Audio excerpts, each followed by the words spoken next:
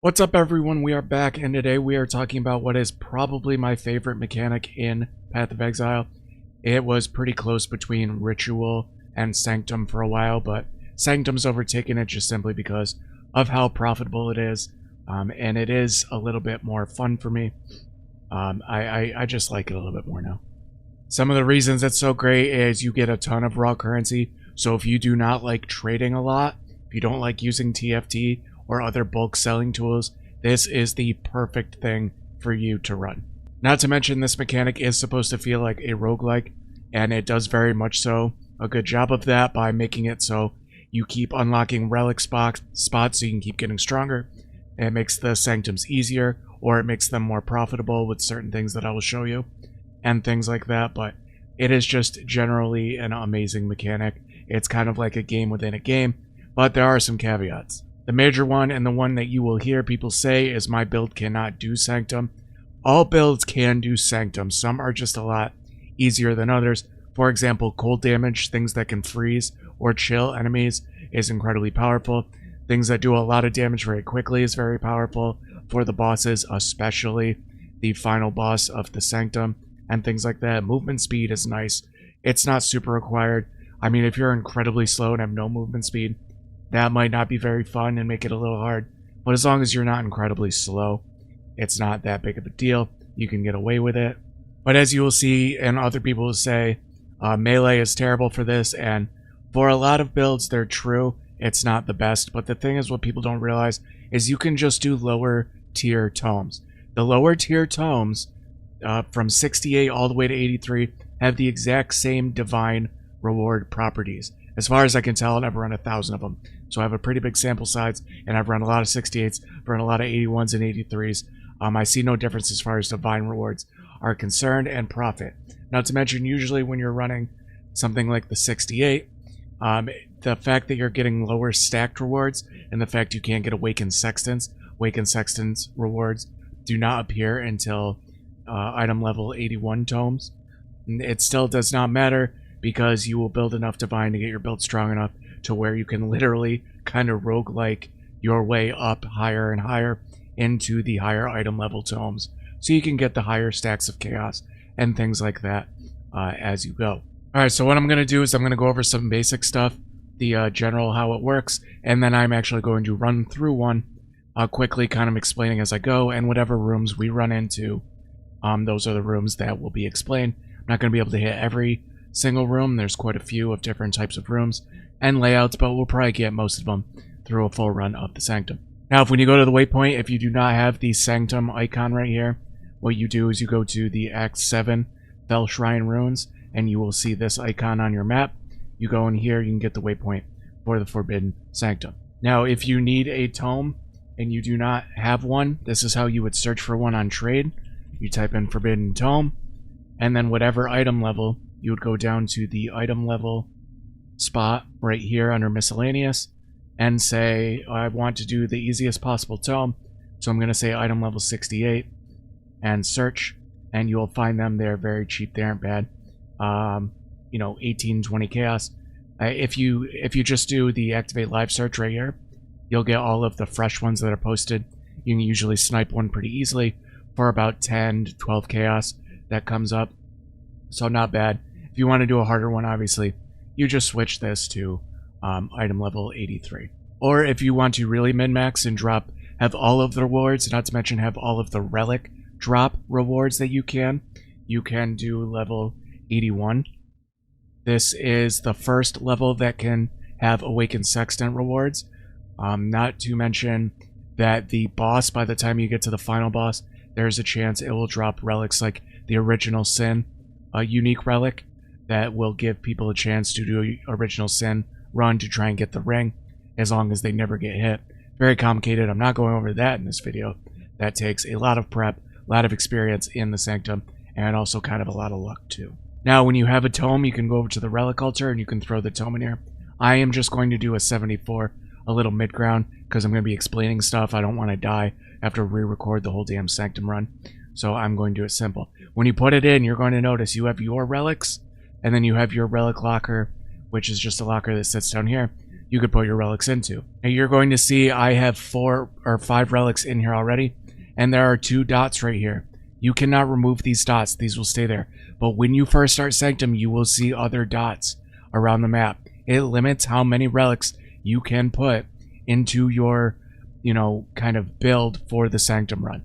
These only unlock from doing specific rooms. If you hover over it, it'll tell you, like, it'll say complete the scriptorium room. And when you are in the Sanctum, you hover over the rooms, you can see the names of the rooms before you go in them. So you could pick the ones you have not unlocked yet. Just know you will not be able to fit this many relics. It really does not take long to unlock the spots for the relics. It's pretty quick. You do 2 or 3 runs, you'll have most of them usually unlocked. Maybe even quicker if you're kind of, if you wrote down maybe the rooms you need to get to, and then you could just kind of look around and say, oh, that's one I need. That's one I need. Just kind of check them off the list. Just open this, but these are very, very powerful. This is what mostly gives it its roguelike quality. As you get more relics and relic spots, the Sanctum becomes easier and you become stronger. Now, what relics do you start with? Well, that completely depends on how much currency you have saved up before you start these. Now, if you're starting these at League Start like I do these at League Start. I'll usually start like SRS or something that does really good damage for really cheap, and I'll go straight into Sanctum, and that will fund my, whatever build I want to do next. Or I could even stick with something like SRS, just make it incredibly strong. But the first relics I generally try to start with, even if I can't trade, I look for these to drop in the Sanctum, and that is the ones that give you resolve when you kill a boss. Now, you can find mini bosses in these count too, or at the end of each floor, there is a normal boss, and there are 4 floors. So that's 4 bosses. You get a couple of these, and it is hopefully, and most of the time, going to top you off with your resolve, which is like your life in the Sanctum. It will top you off after each level, at the least, and it is incredibly helpful, plus they are pretty cheap. Now, to trade for these, it's actually pretty easy. You can just type resolve in the search, and you will see all of the Sanctum ones. You can see increased resolve Vegas. We'll explain what that is. Let's see. Gain number resolve when you kill a boss. Search for these. You can see they are very, very cheap. You even get ones that give you max resolve at the start of the entire Sanctum. Gain, the Arius coins, which you use to buy items, or boons at the shops, sometimes relics also on the shops that you will run into during the Sanctum that you'll see. So these are cheap. Now, if you have a little bit of currency to spend and you really want to do it, once you unlock more spots, you unlock more of these notches as you complete rooms, you will be able to get these larger ones, the 4 ones that goes horizontal, and there's also 4 ones that go vertical. You'll see I probably have one. Here's one right here. 4 that go vertical. Gain 35 maximum resolve when you kill a boss. Also another solid relic, but I like the resolve when you kill a boss. It's stronger. I've played this enough, you can take my word on that. The next step up as far as relics are the gain inspiration when you receive an affliction.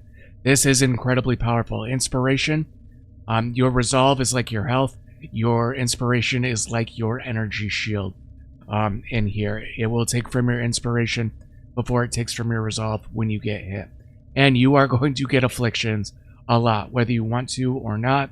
There are setups in the Sanctum where you are going to have to take an affliction. There will be 0 path to not take some kind of negative. But if you can get good at managing the afflictions that you get, this is not a terrible thing. As you can see, I have 4 of these plus gain resolve. When you kill a boss, you will get, 14, that's 28, 38. I get about 52 inspiration every time I get an affliction, and that stacks up. There's another reason why these are incredibly strong that we will talk to into the Sanctum, and that is you can just take your maximum resolve is reduced, and it's not going to matter. You have so much inspiration, the monsters are never going to get to your resolve. They'll still be working on your inspiration for the whole entire run. Now, once you get really good at a Sanctum, you can start buying things that don't make the run easier, but give you the advantage of being able to see additional rooms. You can actually stack 8 of these with the horizontal and vertical ones and all the spots unlocked. That gives you 16 rooms revealed, which means you can see 90% of the map and see the rewards before you even start the floor. It is incredibly powerful, and you aren't really getting the added benefit of making the Sanctum easier, but if you are good enough and strong enough, you can make absolutely bank, even more so than just running them regularly for that. Another strategy people like to do is the merchant offers 2 additional rewards, so you can pick and choose when you first, get all the coins. When you find your first shop, she's going to have damn near everything. You could pick your choose rewards and get incredibly strong that way.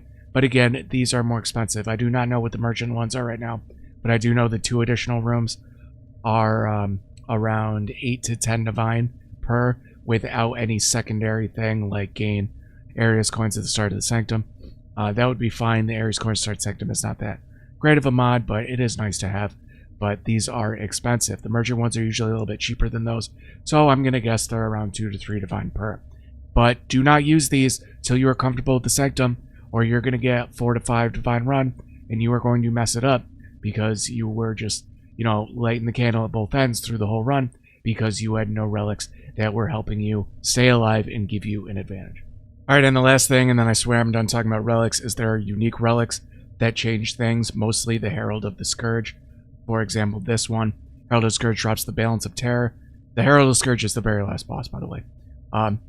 Deals more damage, takes less damage, but will drop the Balance of Terror jewel. This is a very RNG heavy jewel that can come with a lot of different mods, but obviously makes the final boss harder, and you lose a relic spot that gives you an advantage. Most of these have disadvantages, like Herald of Scourge deals 100% more damage and takes 75% less damage, but drops the Winds of Fate. I don't know what that's worth these days, so not really sure. It is a large one. These unique relics, and all relics, like can be traded. So even though these 2 aren't really worth anything, there are ones that give you big disadvantages, but have a chance to duplicate the rewards you get in the Sanctum. That can be very, very powerful. I would not mess with these till you have a firm grasp on Sanctum and you are very comfortable with doing it. Now, that's the only thing they nerfed in this patch, is those unique relics drop a whole lot less than they used to. It's not that big a deal. I can't believe that's the only thing they nerfed. And because Affliction is all about the magic finding thing and everyone's focused on that, Sanctum is more than likely going to be unchanged in the next league. So while everyone is sitting there bummed out that they aren't getting massive loot explosions, people like us are going to be absolutely killing it in the Sanctum and barely noticing a difference as far as our profit and currency is concerned. Now, since I'm running a level 74 for this example, I might as well throw one of these in there. It's not going to be too difficult for this build. This build can do 83. It's a very expensive build at this point. I am not too worried about it. The last 2 things you'd want before you start a Sanctum run, you want a movement skill. I like Frostblink because it adds extra freeze, and I am melee. I am a Cyclone, Cast Iron Great Ice Spear. I have a video on this build I put out a couple weeks ago. You can find that on the channel. Some people really like Flame Dash because it holds 2 charges, and I will admit Flame Dash is really good for certain things, especially the last boss. If you get to her phase where she shoots lightning out and you have to dodge it, she shoots out these lightning walls. It's super annoying and can be a pain in the ass if you do not have a movement skill, at least one like Frostblink or Flame Dash. Also, there are shortcuts in some of the rooms, especially the trap rooms, that you can only get to with a teleport movement skill. So very, very important you have a movement skill. And lastly, I would type into Google POE Sanctum cheat sheet and get something. I just pulled up the first link I found by a Reddit user made, and what this is basically going to do is just by the names of the floors you can tell what kind it is, whether it's a kill guards, find exit, and find the exit with traps, and a battle arena or a mini boss. Battle arenas are the worst ones. You want to avoid these if you can at all costs. Ones like Templar, Annals, that's Annals with 2 ends, grow up people. But generally these are the ones you want to avoid. That means it's random and you're in a tight little space. It is kind of cancer, especially if you're just starting to learn Sanctum. So unless you have to use hit one of these rooms to unlock a spot for your relics, I would suggest avoiding these, especially when you are just learning Sanctum. Actually, I'm going to call them Templar Annals because they're ass, so grow down, people. Alright, so once you're ready to go, you just hit confirm right here, and it will open the door and you're ready to start your Sanctum. Now, that's the part in the video. If you want to kind of experience the Sanctum for yourself and really get the full effect of it, just try a couple, run some if you have enough currency to buy more tomes, or if you have a bunch saved up from mapping. That is fine to just go through and start exploring the Sanctum, getting better and getting the full experience.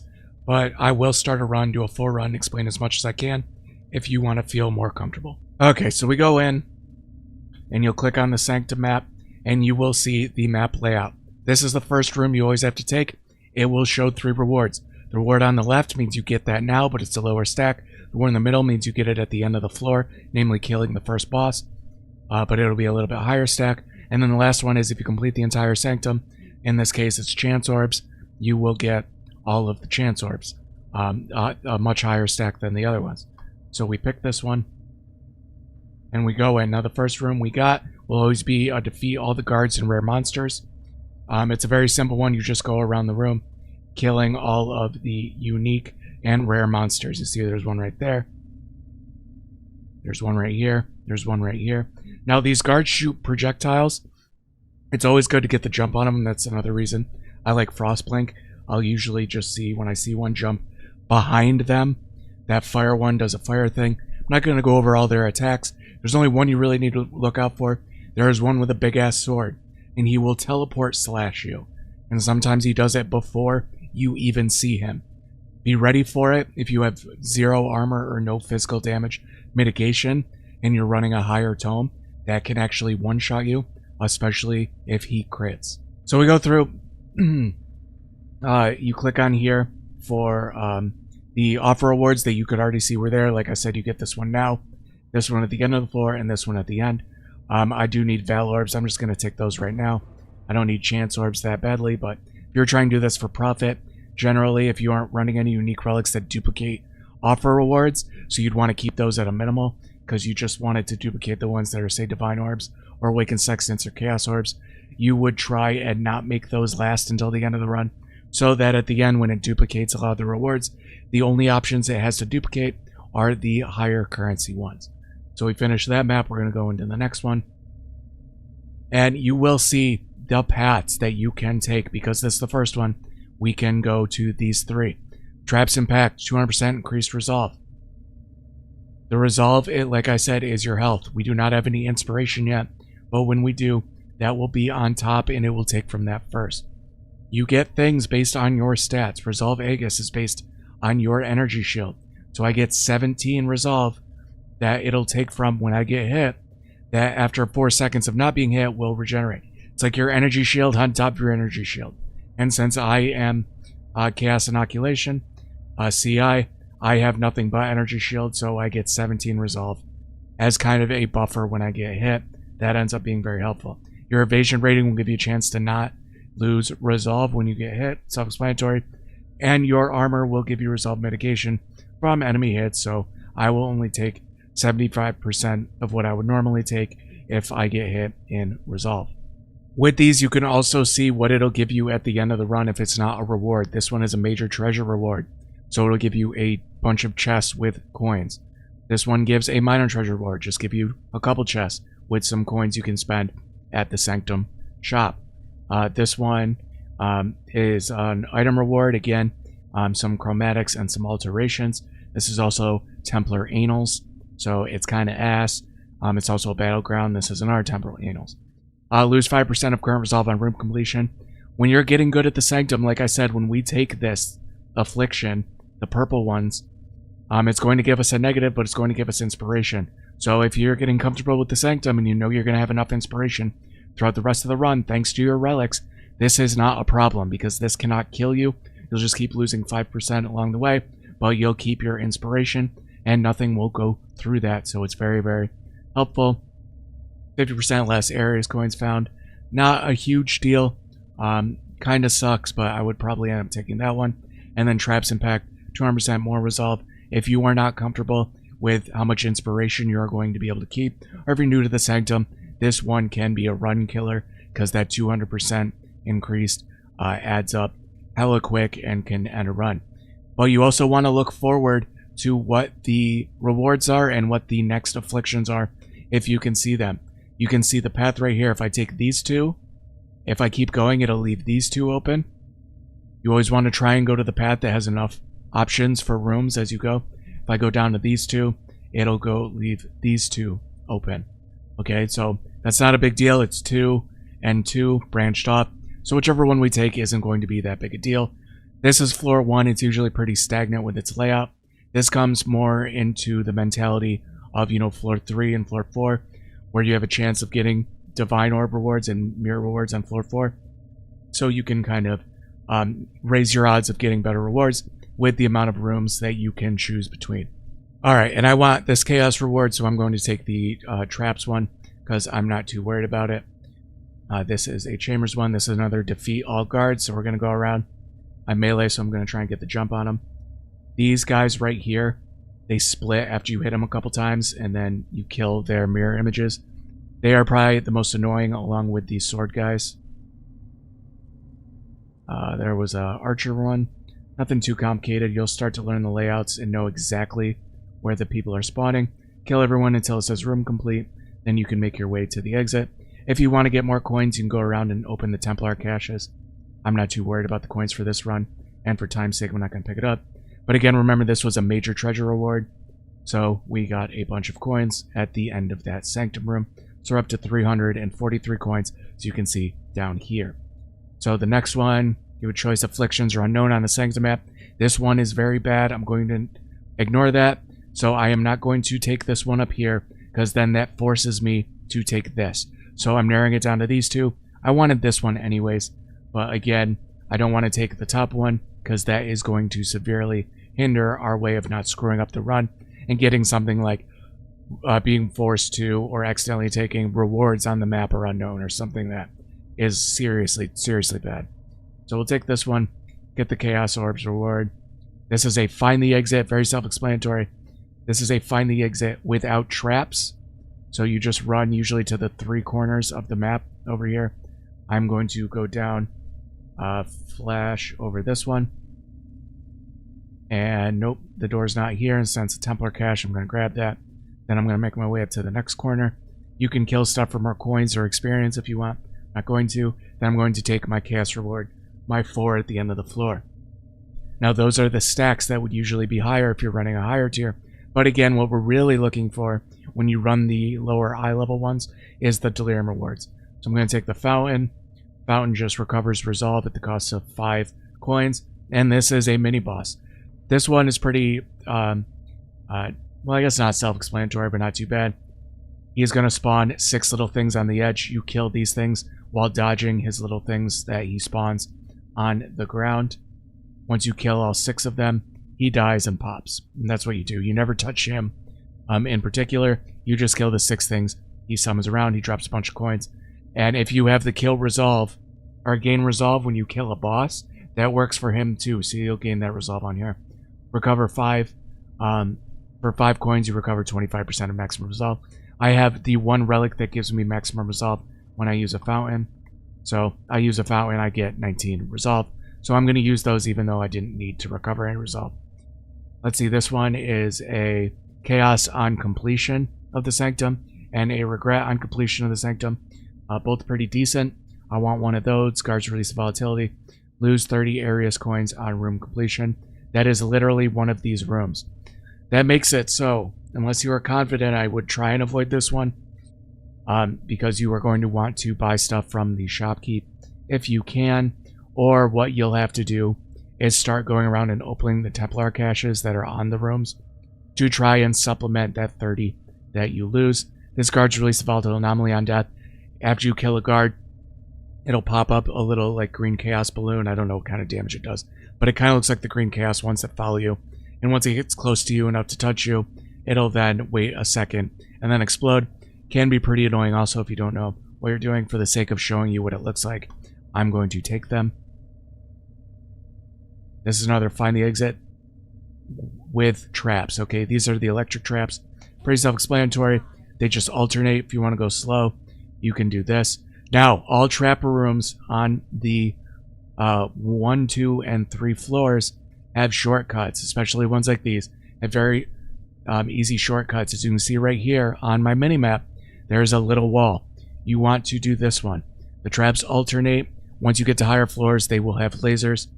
But this shortcut is very good. All you have to do is dodge these first couple, and you can flash over this wall, dodge these 2, and the exit is right here. It skips an entire set of traps and a half. it is very powerful. So we're going to take these Templar caches. And that is why a movement skill, one with teleport, is very strong. There is the rewards. Here's a merchant.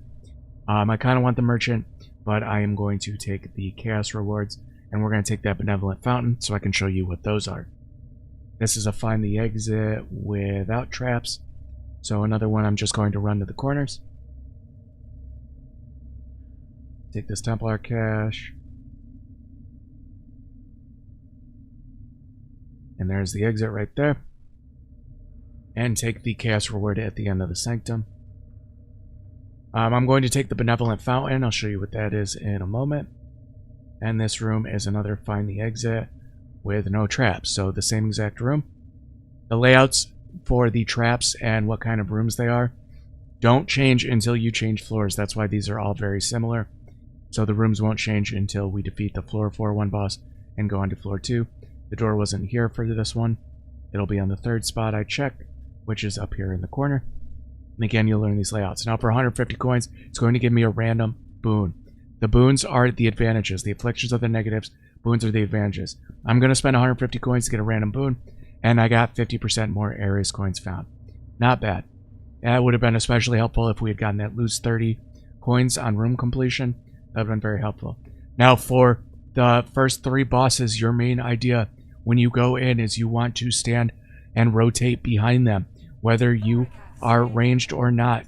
For example, this guy, you want to keep rotating around him, because once you get his health down far enough, he'll do this fire spray move that you need to get out of, and it kind of rotates around, kind of like Piety's beam, or a lot of beams in the campaign, or some of the bosses where they rotate around, and you have to get kind of close to him, rotate around.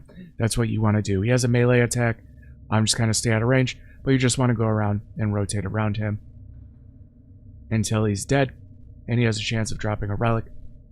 Most bosses and enemies do, but especially the bosses have a chance of dropping the relic. It will give you 2 offer rewards right here. Gonna take the Orb of Fusing at the end of the Sanctum, and I need more Orbs of Regret, so I'm gonna take Orbs of Regret, and then I got the 4 Chaos at the end of the floor, so you hit this chest, and if you had any rewards at the end of the floor, you can do those. Then you go back in, talk here. You can either sell this, which I don't suggest it, keep running them. You can take it out and sell it, or you can just keep running the Sanctum and go on to floor 2, which I suggest. Go in here is another benevolent fountain. Here's a merchant. I kind of want the merchant. This one increases the movement and attack speed and cast speed of the monsters. Not too awful. You can avoid it. Lose 10 resolve when you use a flask. This one is actually really good for me, especially if I'm doing a lower level one. I don't even have to use my 1 flask. I'm using a Mage Blood where this is on all the time, so I'm not technically using them. They are just constantly in use, so this actually doesn't do anything to me. So this one is actually almost a freebie. It's a great one to have. Cannot avoid resolve loss from enemy hits. This one's great too. If you are stacking inspiration, because again, anything that says resolve does not infect inspiration, so this is free. You can see why the gain affliction. Now this is also a floor where you want to start looking at what the rooms connect to. So you can see, I want the merchant and benevolent fountains are really great, and the minor treasure void's just meh. But you can see this one breaks to all 3. So if this was a floor 3 or floor where I was looking for divines, I would without a doubt take this no matter what, because you can see it will lead to me being able to go to every single floor, which means I can see every single affliction or every single reward or anything like that. So I would consider doing this. Since it's floor 2 and the words aren't that crazy, I want to set myself up the best I can for floor 3 and 4. You would probably take the merchant or the benevolent fountain. Probably namely the merchant because we have 714 coins saved up. I'm going to take the merchant just for the sake of showing you what it is, because I want to make sure we run into one so you can see it. This is also a battleground. This is one of the annoying ones where you are in a tight space. There is a trap and monster spawn. You have to kill the monsters as you go. This one's probably the easiest. This is just a flame trap. It just goes around and rotates as you kill the stuff. Now again, if you are melee and you're using something like Frostblink and you're on a harder one, you are going to want to Frostblink behind them and stuff like that. And you just do that until the room's complete. It's not too difficult. The ones on the future floors are certainly much harder. There are much harder ones. There are ones where little firecrackers go on the ground and then they call down a meteor. That can be very, very difficult. There's one with little white lasers that shoot the floor, and even though they move slow, They can be incredibly annoying to dodge. You're just going to have to get better at those if you are forced to run into those. You might have noticed the little green blobs that were following me and trying to explode on me. Those are the anomalies from the affliction. You can just avoid those. Gain 30 inspiration when you gain an affliction. That's an extra 30 on top of ours. These are insanely good. This one is good, but I want the Divinia's Gift, which means my next purchase is going to cost 0, which means no matter how many coins I have, the next merchant I find, if I find something really good that's super expensive, like say an all-seeing eye that just reveals the entire map for everything, I am always going to be able to afford it. So Divinia's Gift is always pretty strong. So I'm going to start ripping through this and only stopping to record the parts that I think need explaining. You know, certain rooms, maybe certain traps. This is another defeat all monsters one, something like that. But I am going to put on the screen now another video where I run through everything, explain things a little bit more. So if even after this video you feel like you want to get a little bit more practice or a little bit more education on it, you can run, or you can go to that video and just watch a second run. Once I kill this guy, I'll show you. These are the anomalies that come up. These little fire blobs. I guess they're not green, they're red. What you can do is let them touch you and then run away, get them to explode if you get too many of them on you. This room is find the exit with traps. Namely, this one is the fireball traps. Now, the first 3 floors have a very, very good shortcut after the first set of traps. For these, I use Cyclone to kind of slow myself down because I run really fast. Can make it actually harder. I'm just going to rotate through these very slowly. And then you can see after the first set of traps, you can teleport over this wall and literally just run by everything to the exit right there. The next boss of the Sanctum, there is 2 of them. There's one right here and one right here. And it's a relatively small arena. Just pick one, stay behind him, and avoid their slam attacks. They're pretty self-explanatory. I'm just going to kill them really quick. See, there's that red blood ball. Once that gets close to you, you want to teleport away. I didn't have my hand on the keyboard because, again, this isn't a high enough eye level for me that I'm really worried about it. They aren't too complicated. Stay behind one of them. Once you kill one of them, just teleport beyond the other one. Try and rotate around him and stay away from these slam attacks. Now he's dead. I'm going to grab the rewards that I picked for the end of the thing. Now this is where you can start getting divine rewards. Floor 3. So you really want to pay attention to the rooms that you are picking as you're going along. This is where it gets very important. We're going to start floor 3. This is a floor 3 trap room with the laser traps. There's a shortcut here. Halfway through the very first set of traps, you can teleport over that wall. And then you just have to deal with this last set of traps, and you are home free. And the exit is right here. Now, floor 3 and 4 is also where you kind of start looking at things like dark packs, and that is these handshake ones. They're going to give you an opportunity to take a positive and a negative, and also you get offered rewards.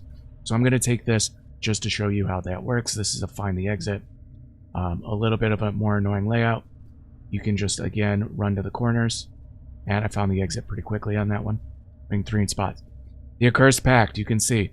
Gain prayer beads. Cannot lose resolve until you complete the next room. Doesn't really matter for us because we are stacking inspiration. But you also get 50% less areas coins found. This one will remove a bad one, the traps impact resolve, but it also removes our gain inspiration when we gain affliction. And then there's gain a random major boon and lose 50% maximum resolve. We have inspiration, so that doesn't matter too much. So this is a good one because a major boon can be something like an all-seeing eye or a bunch of other really, really good stuff. So let's see what we get on this one. We got ignore the first resolve lost from hit result. Lose the first hit.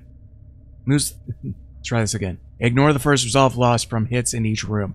That is very complicated to say. Kind of a pain in the ass. Again, we're using inspiration. This doesn't really help us. Kind of a bummer.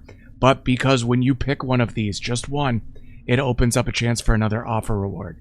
So see, we wouldn't have been able to get this if we wouldn't have taken that Dark Pact. So especially on rooms 3 and 4, when you have a chance of getting Divine Orbs, and on floor 4, Mirror rewards, you want to take these if you can, if you don't see at least a semi-decent reward. I took the Dark Pact that was right after this room, and this is why Inspiration is so powerful. These lose maximum resolve to me. They mean literally nothing, so I can just pick what I want to do. Covered 50% of your maximum resolve on entering boss room. That is an incredibly powerful one if you are not running with inspiration or if you are just starting to learn the thing. But I kind of want the 2 random minor boons and lose 50% max resolve. Check the rewards. I'll just take some alchemy orbs and you move on. The floor 3 boss, same kind of thing. If you are ranged, make sure you're rotating and staying behind him or her as easily as you possibly can. She will start to shoot lasers out, like kind of in a grid. It's kind of a zigzag pattern. Once you see them, they're pretty self-explanatory. She starts to summon pillars from the ceiling, these pillars of light that kind of move around the room. You just want to avoid those. Not a ton of strategy other than just dodge her stuff. She has a slash attack. That's another reason you want to stay behind her. You'll see it right there. Does it in the beginning. And those are the lasers that go along the walls. You just want to stay away from them. And then again, she'll start to do pillars of light that come down from the ceiling. So I dodge those. Just takes a little bit of practice. Nothing. Once you do it the first time, you'll be like, oh, okay, I get it. I see all the stuff she does. Gonna take the rewards that we see. Not that great of a run so far. Take some rewards, and now we are on to floor 4. Alright, so we are on the final boss of the Sanctum. This one is definitely the hardest boss. It has multiple phases, and then you have to now go and kill her final form to get the rewards, which is a pain in the ass. Now, she is right down here. Once I move south, you will see her. She'll talk, and then a red mist is going to form here. You can see it a little bit right here. What this does is it creeps behind you, and then the mist in front of you through this little maze area starts to disappear. So you basically have to kind of keep moving. Ideally, you want to run a tome where you can kill her before she starts really doing anything.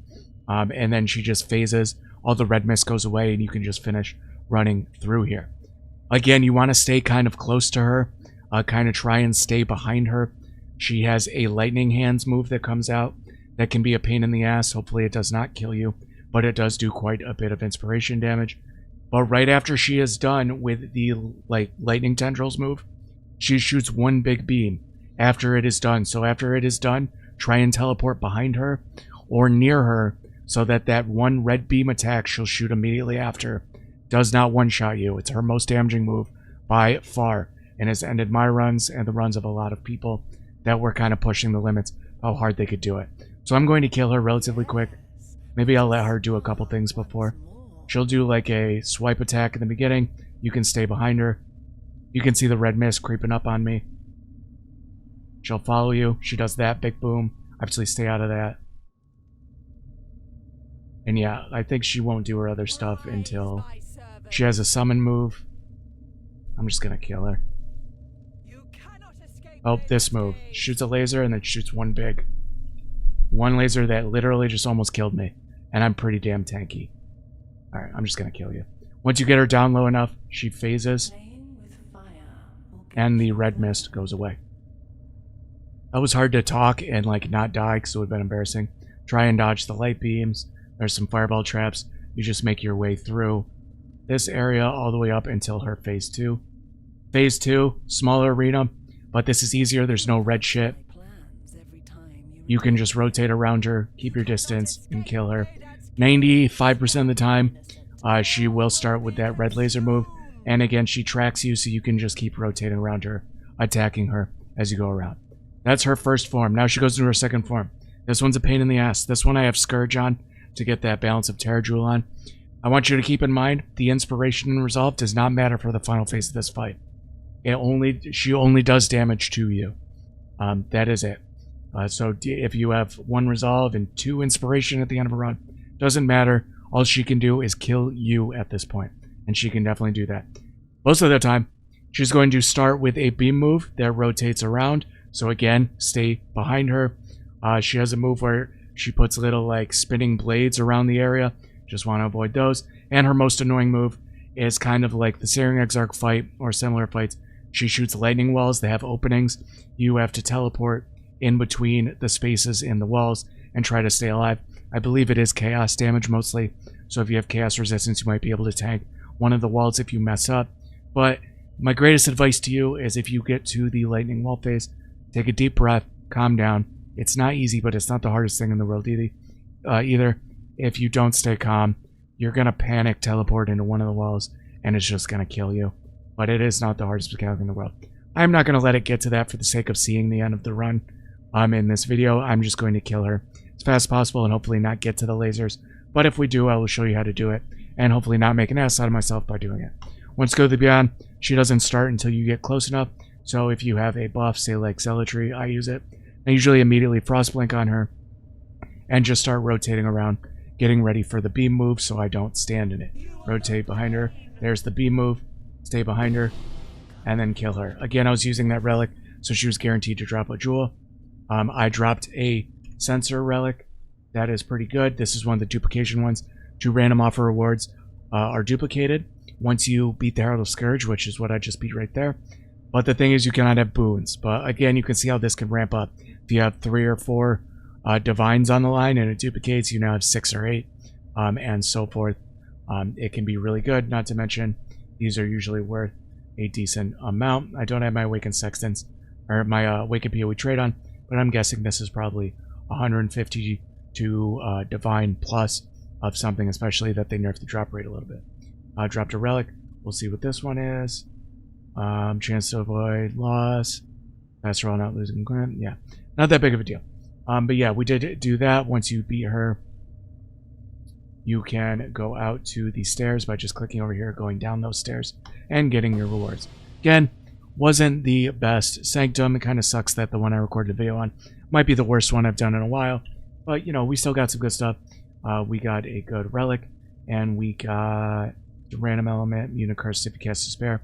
That one, that Immune to Curse if you cast Despair, I know was pretty damn good on the Armor Stacker build, so this might be worth something. I don't have Awakened PO Treat on, but I'm not sure. That is the gist of Sanctum, guys. Remember, there I have another video where I run through the entire thing. It's probably a little bit longer. I want to make this one a little bit shorter, and then give you guys the option if you want to see another run. If you aren't confident to start Sanctum, you can do that. So if you like the video, if this helped you, give it a shot. You can sell the relics 3 to 1 before I get a comment about that. These relics of the same type. Well, it's either 3 to 1 or 5 to 1. Sell 3 or 5 of them. You'll get another unidentified one. So you can do that with some of the extras you have saved up that maybe through in your relic locker. Again, those. Sorry guys, thanks. Hopefully that helps. Make sure you like, comment, and subscribe. It helps a lot on the video. And let me know in the comments if you've done Sanctum, how much you like it. I absolutely love it. It's like a game within a game. If you are failing it, and you probably will fail the first couple, stick with it. You will get it, I promise you.